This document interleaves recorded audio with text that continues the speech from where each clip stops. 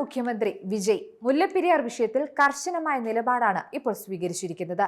കേരളത്തിന്റെ പുതിയ അണക്കെട്ട് നിർമ്മാണത്തിനായുള്ള ശ്രമങ്ങളെ തടയുമെന്നും നിലവിലുള്ള അണക്കെട്ടിൽ മാറ്റങ്ങളൊന്നും അനുവദിക്കില്ലെന്നും വിജയ് സർക്കാർ വ്യക്തമാക്കിയിട്ടുണ്ട്. ഈ സാഹചര്യത്തിൽ 50 വർഷം കാലാവധിയുള്ള 999 വർഷത്തെ കരാർ കേരളത്തിന് മുകളിലെ ജലബോംബായി മുല്ലപ്പെരിയാർ അണക്കെട്ട് മാറുമോ എന്നാണ് ആശങ്കയും ഇപ്പോഴുള്ള ചർച്ചാ വിഷയവും. മുല്ലപ്പെരിയാർ അണക്കെട്ട് കേരളത്തിലാണ് സ്ഥിതി ചെയ്യുന്നത്. എങ്കിലും ഇതിന്റെ നടത്തിപ്പ് അവകാശം കൈയാളുന്നത് തമിഴ്നാടാണ് എന്നതാണ് ഇതിലെ വിചിത്ര വസ്തുത. അതായത് തമിഴ്നാടിന് അണക്കെട്ടിന്റെ നടത്തിപ്പ് അവകാശം നൽകുന്നത് ബ്രിട്ടീഷ് ഭരണകാലത്തെ ഒരു കരാറാണ്. മുല്ലപ്പെരിയാർ അണക്കെട്ട് 1895 പെരിയാർ നദിക്ക് കുറുകെ നിർമ്മിച്ചത്.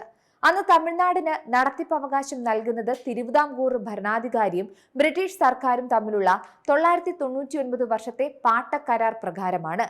പക്ഷേ ഇവിടെ മുല്ലപ്പെരിയാർ അണക്കെട്ട് നിർമ്മിച്ചത് 50 വർഷത്തെ കാലാവധി കണക്കാക്കിയാണ്. എങ്കിലും നടത്തിപ്പ് കരാർ ഉണ്ടാക്കിയത് 999 വർഷത്തേക്കായിരുന്നു. ഇതാണ് ഇതിലെ ഏറ്റവും രസകരമായ വസ്തുത. കേരളത്തെ സംബന്ധിച്ച് 126 വർഷത്തിന് മുകളിൽ പഴക്കമുള്ള ഈ അണക്കെട്ട് തുറക്കുന്നതും തുറക്കാതിരിക്കുന്നതും വലിയ സുരക്ഷാ ആശങ്ക തന്നെയാണ്.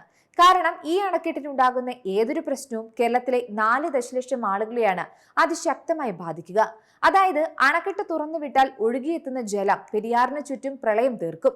അതിനാൽ തന്നെ അണക്കെട്ടിന്റെ സുരക്ഷയും പ്രവർത്തനാവകാശങ്ങളും സംബന്ധിച്ച് കേരളവും തമിഴ്നാടും തമ്മിൽ നിലനിൽക്കുന്ന തർക്കങ്ങൾക്ക് പതിറ്റാണ്ടുകളുടെ അതായത് ചരിത്രത്തോളം തന്നെ പഴക്കമുണ്ട്. അണക്കെട്ട് സംബന്ധിച്ച് ആദ്യത്തെ സുരക്ഷാ ആശങ്ക 1925 ഉയർന്നു വരുന്നത്.